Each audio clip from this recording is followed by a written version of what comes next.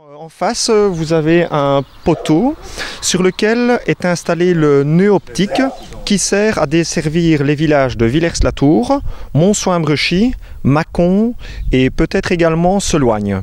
Et donc c'est à partir de ce nœud que nous rencontrons un problème. Si on regarde bien, ce boîtier il est à la hauteur d'un homme et donc il est très facile d'aller débrancher le câble. Et donc c'est tout le réseau qui est coupé pour la région. Ainsi, cela fait quelque temps que dans la botte, des clients de SFR n'ont parfois plus ni téléphone, ni internet, ni télévision pendant quelques minutes. Des pannes plus longues surviennent aussi. Les petits-enfants, quand ils regardent YouTube, tout d'un coup, ça s'arrête et on doit éteindre le box. Et puis attendre un tout petit peu, on rallume et puis c'est reparti. Et c'est tous les jours comme ça, hein. C'est pas uniquement de temps en temps, c'est tout le temps. J'ai la chance de faire du télétravail à raison de 3 jours semaine. Il faut bien se rendre compte que quand on n'a plus de signal, on ne sait plus travailler. Donc pour mon employeur, c'était très embêtant également pour moi. Si je n'ai plus de téléphone, ça me pose également problème parce que je peux être parfois rappelable pour le travail de garde. Il m'est déjà arrivé par 2 fois que mon employeur me contacte et je ne peux répondre.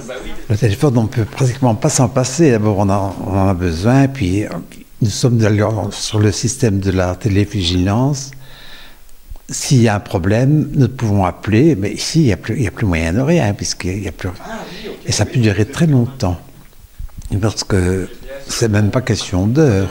Du point de vue du téléphone, ça peut rester même 1 jour ou 2 jours. Ce qui me pose énormément de problèmes également, c'est au niveau de l'alarme. Le système d'alarme est relié à la ligne téléphonique.